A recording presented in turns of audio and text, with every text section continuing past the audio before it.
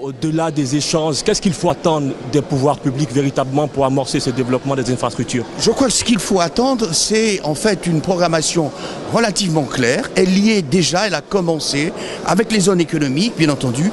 Il y a un certain nombre de réalisations routières et portuaires en ce moment.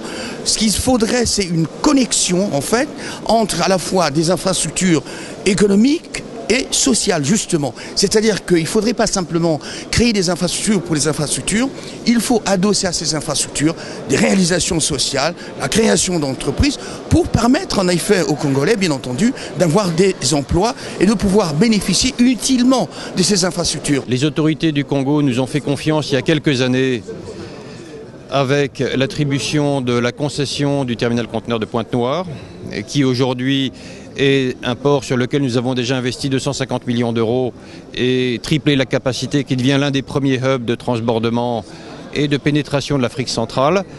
Et donc c'était pour nous très naturel que de participer au premier forum du développement des infrastructures qui a lieu au Congo, à Brazzaville. Je crois que ça aurait été une non-participation de notre part qui eût été peu naturelle. On est très heureux d'y participer.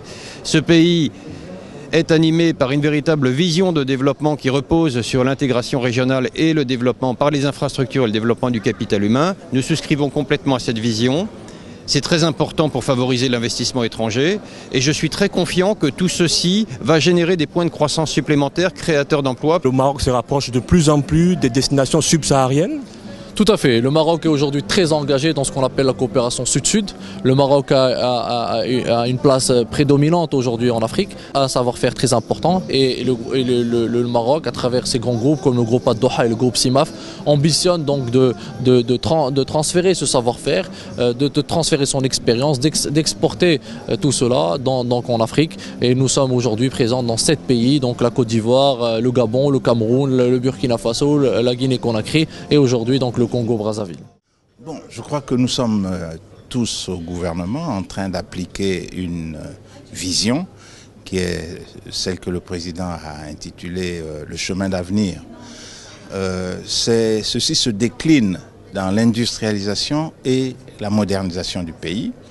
Et le côté des infrastructures, c'est une espèce de création de conditions permissives pour cette industrialisation. J'attends des échanges instructifs sur comment l'Afrique peut construire ses infrastructures.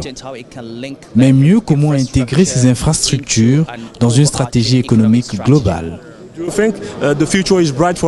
Bien évidemment, l'avenir de l'Afrique est radieux, à condition que des politiques cohérentes se mettent en place.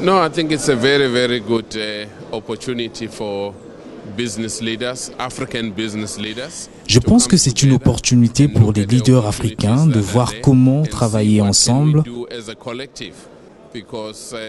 parce que cela me peine de voir des étrangers faire main basse sur des projets des infrastructures du continent.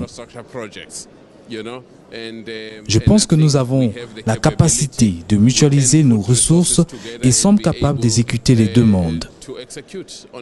Mais la conférence en elle-même est pleine de visions organisées et animées par des personnes idoines. Je crois, c'est un pari d'avoir réussi à faire venir autant de personnalités très intéressées, motivées, engagées, qui travaillent et qui voient que le pays a une vraie marche en avant dans le domaine des infrastructures. Et comme chacun l'a dit, le président de la République, les infrastructures c'est la vie. Donc voilà, si quelqu'un devait douter du dynamisme et de la vivacité du Congo, eh bien aujourd'hui, la preuve a été démontrée. Cette passion pour l'Afrique, elle va continuer après Libreville, après Brazzaville? La passion pour l'Afrique, elle est dans mon ADN. Vous savez, je suis né certes au nord de l'Afrique, au Maroc, et on ne peut pas renier ses origines et ses racines. L'Afrique, c'est la planète, en fait. Vous savez, tout ce qu'on trouve de formidable dans l'humanité est en Afrique aujourd'hui, à la fois avec nos traditions et à la fois avec la modernité.